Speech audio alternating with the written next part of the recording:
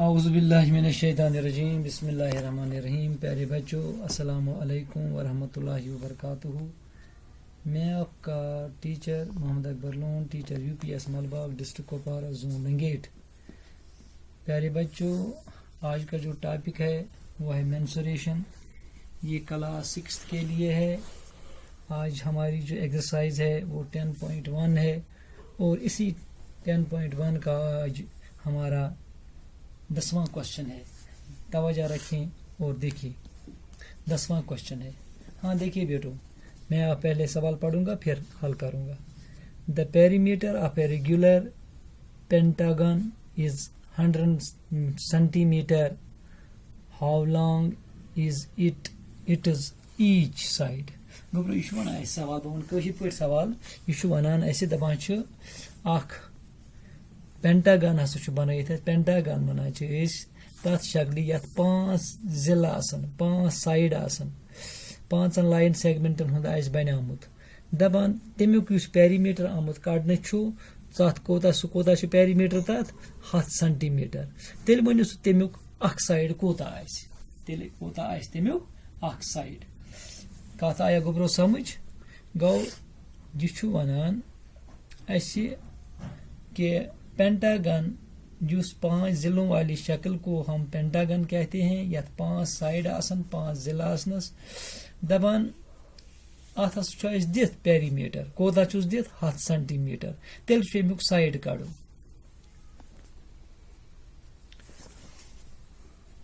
वो गोब्रो तुम इस 5 जिलन हज शक्ल बनो अत वन पेंटागन। क्या वन पेंटागन। यह गो अख साइड यह गोज ब्याक साइड यह गोज ब्याक साइड यह गोज ब्याक साइड यह गोज ब्याक साइड। गो 5 साइड। यमन 5 साइडन हुंद पेरीमीटर कोता 100 सेंटीमीटर। गोब्रो कथ आया समझ। यह बनो मे शक्ल यह हो मे तुम यह वो पेंटागन कथ वनो ये सारी साइड ही द लिहाजा अमिच वो तुम 5 साइड गो अख साइड 2 3 4 5 साइड गो पेंटागन। पेंटागन 5 जिलों वाली शक्ल को पेंटागन कहते हैं। गो अत कस जिला कस साइड 5 यानी कि 5 लाइन सेगमेंटन हज बन तो वो 1 2 3 4 5 लाइन सेगमेंट। वो क्या वो वन सवाल वोल दपान अत पेरीमीटर कड़ित। पेरीमीटर कोता कड़ित पेरीमीटर 100 सेंटीमीटर। यह कड़ित यह क्या कड़न अमुक साइड अमुक साइड। कथ आया समझ गोब्रो कथ आया समझ। पेरीमीटर दित पेंटागन पेरीमीटर ये पेंटागन दिन कड़न अमुक साइड लेंथ ऑफ साइड। यह पता कह length of side length of side यह कड़न कड़न। पेरीमीटर दित 100 सेंटीमीटर। लेंथ ऑफ साइड कड़न। लेंथ ऑफ साइड गोब्रो कड़न। शाबाश वुचान कित पे नीर पेरीमीटर। पेरीमीटर ऑफ पेंटागन कित पे नीर वो perimeter of pentagon. Perimeter of pentagon सह क्या नीर गोब्रो 5 ज़रबे length of sides. Length of a side length of a side. गोब्रो वो लेंथ ऑफ साइड कड़न। लेंथ ऑफ साइड कड़न। लेंथ ऑफ साइड चूंकि पेरीमीटर दित कोता इन पेंटागन 100 सेंटीमीटर बटा गोस 5 क्युत गोस अत 5 साइड 5 चढ़ तो ये कसर 5 1s are 5 5 2s are 10 5 20s are 100 गो क्या दा therefore length of side कोता द्राव 20 सेंटीमीटर। गो अमुक साइड तेल कोता नेरान तेल 20 सेंटीमीटर। गो प्रथ कह साइड 20 सेंटीमीटर यह 20 यह 20 यह 20 यह 20 20 सोरे अमुक प्रथ कह साइड अमुक 20 सेंटीमीटर गो सो गोबर दहिम सवाल क्लियर समझ आवा है असल पे आवा समझ वुच तो वो अम पे पको बेकिस सवाल निश कहम सवाल क्वेश्चन नंबर 11 निश question number 11 question number 11 question one बूझ सो गोब्रो ए पीस ऑफ हाँ गोब्रो बूझ सो क्वेश्चन नंबर कहम यह पोर मे तह क्वेश्चन नंबर कहस मन वन गोब्रो a piece of string is 3 centimeter long. What will be the length of each side of if the string is used to form a square? Yele बनाओ इस अथ राजी ये मन तो एक किस्म फीता राजा स्ट्रिंग दपान अगर अथ हसा छु अमुक यह पेरीमीटर हसा कड़ित 3 सेंटीमीटर लांग अगर हसा यह स्क्वायर अगर हसा यह स्क्वायर तेल वन तो अमुक साइड क्या अगर हसा यह क्वाड्रिलेटरल ट्रायंगल तेल क्या अमुक साइड अगर हसा यह रेगुलर हेक्सागन तेल क्या अमुक साइड यह अमुक मतलब अम सुन वन वो गोब्रो मेनो अगर नमो यह राज यह वुन स्क्वायरस मज नमोन फॉर एग्जाम्पल ये नमोन यह स्क्वायर तुम पता स्क्वायर प्रथ कह साइड स्यूह तथ वन स्क्वायर यमिक सारी जल ही आसान नमो यमुक यह अहद कोता 3 सेंटीमीटर शाबाश गोबर कथ आय समझ है अगर स्क्वायर नमोन अगर स्क्वायर नमोन लेंथ ऑफ पीस वो तु length of a piece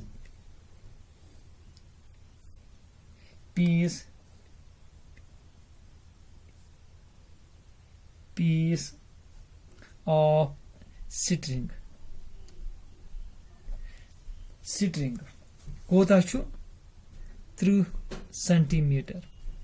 centimetre number of sides कत्या आसान स्क्वायरस number of sides of a square कत्या आसान दपू 4 साइड पेरीमीटर कित पे नीर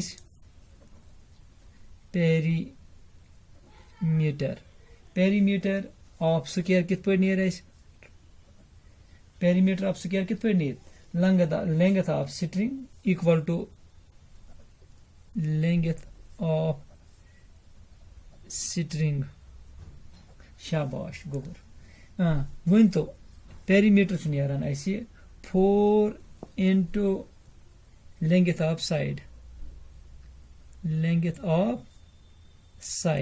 शाबाश गोरो कत बराबर लेंथ ऑफ स्ट्रिंग यानी 3 सेंटीमीटर क्या लेंथ ऑफ स्ट्रिंग दिथ 3 सेंटीमीटर शाबाश लेंथ ऑफ साइड क्या नीर लेंथ ऑफ साइड नीर गोबरो शाबाश कर तो यह 3 करो डिवाइड 4 करो डिवाइड 4 कर तो 3 डिवाइड 4 कैसे गस शाबाश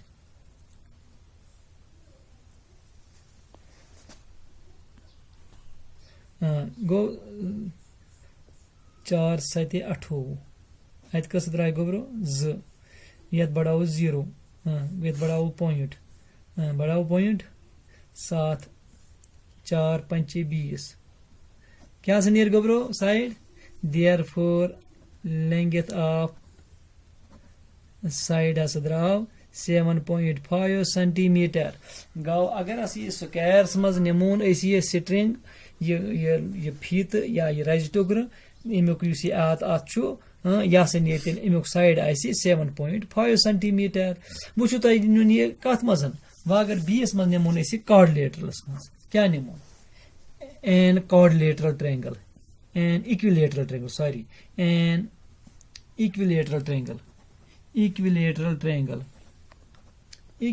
ट्रायंगल कत ट्रायंगल वन गोबरो इक्विलेटरल ट्रायंगल वन सह ट्रायंगल यह 3 साइड hi आसान या सारी साइड छ आसान hi सारी साइड छ आसान hi अस वुचो अथ मज लेंथ ऑफ स्ट्रिंग स्ट्रिंग कोता छु दपु 3 सेंटीमीटर इस पेट दिथ 3 सेंटीमीटर अगर इस कथ मज निमोन इक्विलेटरल ट्रायंगल मज यूनो स्क्वायरस मज अत आय प्रथ कह साइड आव अमुक 7.5 सेंटीमीटर 7.5 सेंटीमीटर अगर अस निमोन यह कथ मज इक्विलेटरल ट्रायंगल मज चूंकि इक्विलेटरल ट्रायंगल सह ट्रायंगल या सारी साइड आसान बराबर गो अत कह साइड ट्रायंगल कह ट्रायंगल सह इक्विलेटर या कह ट्रायंगल मज वारिया किस्म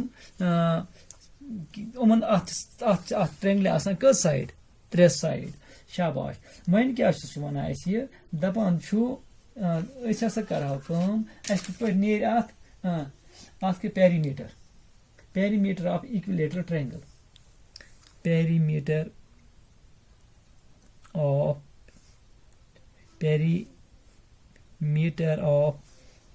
इक्विलेटरल ट्रायंगल तब निशानी इक्विलेटरल ट्रायंगल शाबाश गोबर इक्विलेटरल ट्रायंगल कोता सह कत बराबर अ दिथ अत यह द्रामुत अत कोता द्रामुत length of string length of string शाबाश पेरीमीटर ऑफ इक्विलेटरल ट्रायंगल क्या नेरान शाबाश 3 into length of side 3 into length of side सह कत बराबर छु length of string शाबाश गोबर यह आव सा तय समझ सह क्या सा गो अगर अस वुचो length of side कोता नीर length of साइड नीर शाबाश 3 गो बटा कस गयस 3 तोस कसर 3 1 3 10 30 गो देयरफॉर अत क्या द्राव तेल साइड इक्विलेटरल ट्रायंगल साइड क्या द्राव 10 सेंटीमीटर क्या द्राव therefore length of equilateral triangle equilateral triangle कोता द्राव साइड 10 सेंटीमीटर गो अमुक साइड नीर 10 सेंटीमीटर नमुक साइड क्या द्राव 7.5 सेंटीमीटर वो क्या तुह कड़न वो कड़न तुह रेगुलर हेक्सागन कत वन गोब्रो अत वन हेक्सागन 6 जिलन वाली शक्ल इथे कन दियो तुम बिल्कुल सेम यह पार्ट करियो तुम वो पाने हेक्सागन दियो 6 जिलों वाली शक्ल को हेक्सागन कहते हैं या 6 जिला 6 लाइन सेगमेंट बन 6 लाइन सेगमेंटन हज बन शक्ल तथ वन हेक्सागन तो यह करियो तो यह पाठ पाने बिहू खुदायस हवाल दियो इजाजत।